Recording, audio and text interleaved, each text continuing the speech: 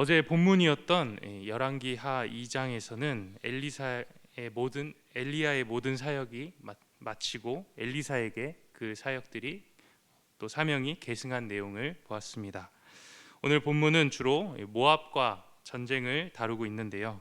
이 사건을 통하여서 엘리사가 왕들 앞에 서며 또 예언하는 그런 말씀을 볼 수 있습니다. 공식적인 엘리사의 사역이 시작됨을 보여줍니다. 오늘 본문은 이스라엘의 왕 여호람과 또 유다 왕 여호사밧 그리고 에돔 왕 이 세 왕이 힘을 합쳐서 모압과 전쟁하는 내용이 기록되어 있습니다. 먼저 등장인물인 여호람과 여호사밧에 대하여 조금 살펴보겠습니다. 여호람은 아합의 아들이었습니다. 앞서 아합이 아람과의 전쟁에서 전사하였는데요. 아합의 아들이었던 아하시아가 왕이 되었습니다. 그런데 아하시아가 2년 만에 아들이 없이 죽게 되자 여호람이 아하시아를 이어서 왕이 된 것입니다. 여호람은 본문 2절과 같이 여호와 보시기에 악한 왕이라고 말합니다. 성경은 여호람이 비록 아버지 아합처럼 악하지는 않았지만 여로보암의 길을 떠나지 않는 악한 왕이라고 말하고 있습니다. 반면 유다 왕 여호사밧은 열왕기상 22장 43절에서 그가 아버지 아사와 같이 여호와 앞에서 정직하게 행하였다고 이야기합니다. 다만 산당은 패하지 않았다는 그런 기록을 하고 있습니다. 여호사밧은 아합과 사돈 관계를 맺었는데요. 아합의 마지막 전투였던 아람과의 전투에서 함께 싸웠던 왕이 바로 여호사밧 왕이었습니다. 이들은 힘을 합쳐서 모압과 전쟁을 벌이게 되는데요. 모압과 전쟁을 하게 된 이유는 모압이 북이스라엘을 배반했기 때문입니다. 이스라엘은 속국이었던 모압으로부터 어마어마한 조공을 받았습니다. 4절에는 모압이 양 10만 마리의 털과 숫양 10만 마리의 털을 바쳤다고 말하고 있습니다. 그렇기 때문에 모압 왕 메사는 계속해서 기회를 엿보고 있다가 아합 왕의 죽음을 기점으로 이스라엘을 배반한 것입니다. 이러한 모압의 배반에 여호람은 모압을 치려고 했습니다. 그래서 형제 나라인 유다에게 도움을 청했습니다. 이에 유다 왕 여호사밧은 이렇게 대답합니다. 열왕기하 3장 7절 하반절에 그가 이르되 내가 올라가리이다. 나는 당신과 같고 내 백성은 당신의 백성과 같고 내 말들도 당신의 말들과 같으니이다 하는지라. 여호사밧은 흔쾌히 함께 싸울 것을 이야기합니다. 여호사밧은 이미 열왕기상 22장 4절에 똑같은 대답을 한 적이 있습니다. 아합에게 똑같은 대답을 했는데요. 여호사밧이 이스라엘 왕에게 이르되 나는 당신과 같고 내 백성은 당신의 백성과 같고 내 말들도 당신의 말들과 같으니이다.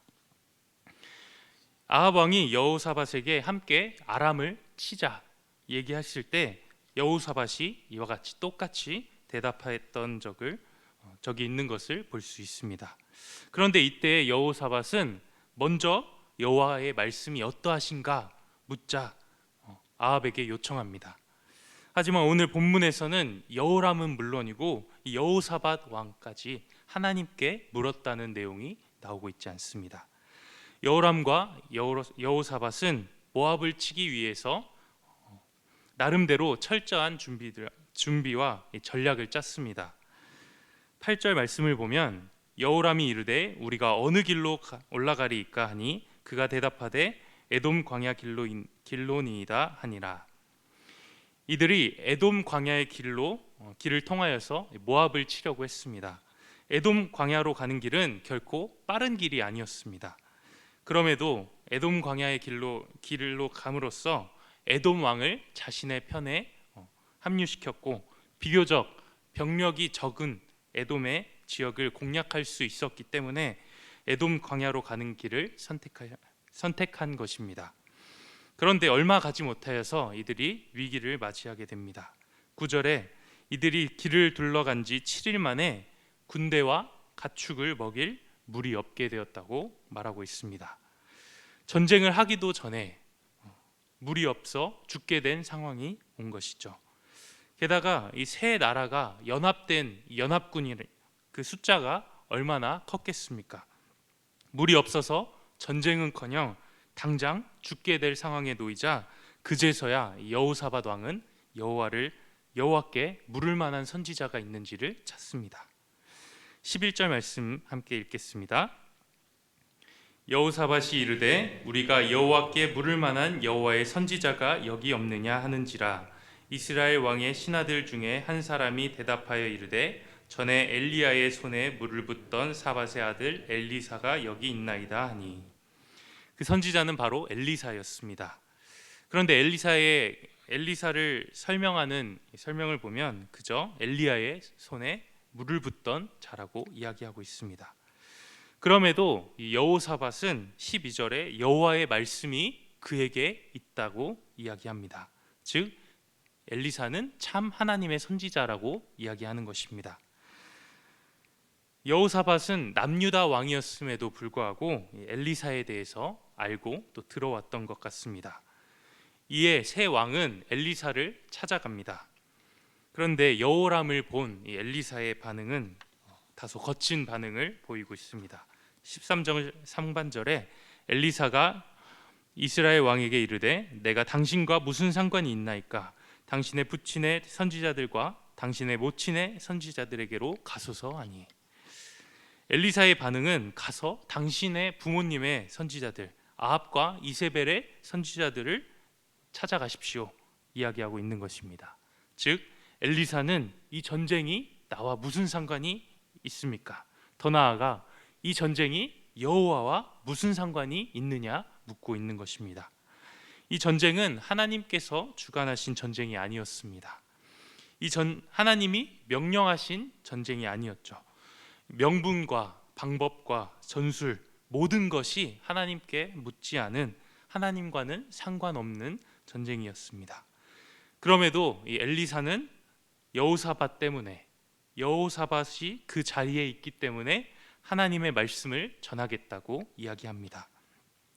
16절에 하나님의 말씀을 이르는데요, 함께 16절 읽도록 하겠습니다. 그가 이르되 여호와의 말씀이 이 골짜기에 개천을 많이 파라 하셨나이다. 우리가 한글 성경으로 보면 이 말씀은 새 왕에게 명령하는, 가서 골짜기에 개천을 많이 파라는 명령처럼 보입니다. 하지만 자세히 살펴보면 이런 명령이 아닙니다.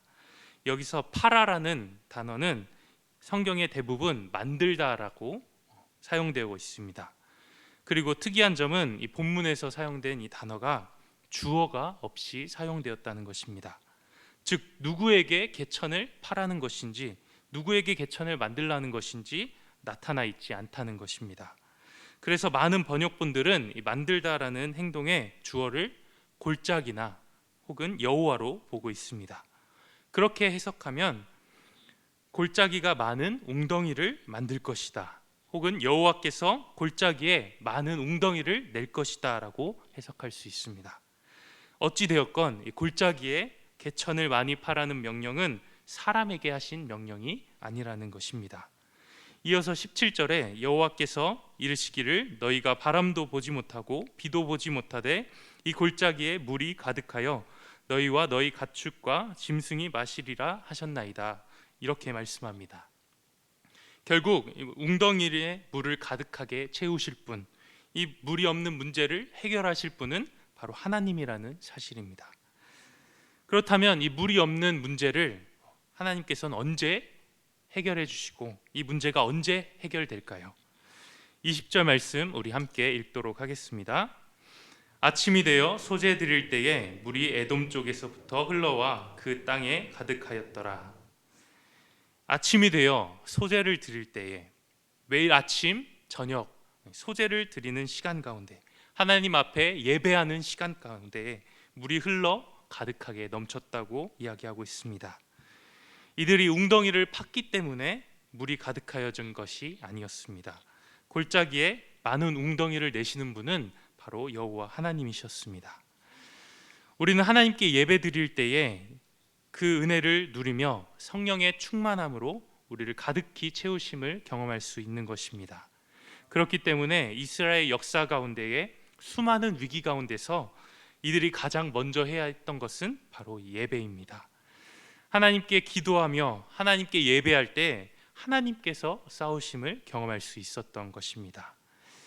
이후에 하나님께서 가득하게 하신 물은 그들의 목마름을 채울 뿐만 아니라 전쟁을 승리로 이끄는 큰 역할을 하게 됩니다. 22절에 아침에 모압 사람이 일찍 일어나서 해가 물에 비침으로 맞은편 물이 붉어 피와 같음을 보고, 모압 사람이 아침에 일찍 일어나서 보니까 햇빛이 비친 물이 피와 같이 보였다고 말합니다. 이는 하나님께서 모압 사람들의 눈을 가리우셨기 때문에 가능했던 일입니다. 이것을 보고 모압 사람들은 세 연합군이 서로 다투다가 서로 죽이고 흘린 피라고 착각했습니다. 아무래도 급하게 맺어진 동맹이다 보니까 이들 안에서 내분이 일어났고 이들의 다툼이 있었다고 판단됐던 것 같습니다. 그래서 모압 사람들은 이 이스라엘 진영에 무방비하게 그들이 들어갔다가 이스라엘 사람들이 그때 일어나 모압 사람을 친 것입니다. 선지자 엘리사가 하나님의 말씀을 전한 그대로 이루어졌음을 볼 수 있습니다. 또한 선지자 엘리사에게 여호와의 말씀이 있는 엘리사는 참 하나님의 선지자였음을 볼 수 있습니다. 오늘 말씀에서 연합군은 자신의 생각과 전략들을 가지고 나름의 치밀한 계획을 가지고 전투를 준비했지만 물이 없어 죽게 되는 상황 가운데 빠졌습니다. 그러나 이러한 상황 가운데서도 하나님께서는 선지자 엘리사를 통하여서 은혜를 베풀어 주십니다. 하나님께서 직접 웅덩이에 물을 가득히 채워주시고 마시게 하실 뿐만 아니라 이 물이 전쟁을 승리하는 도구로 사용하셨습니다.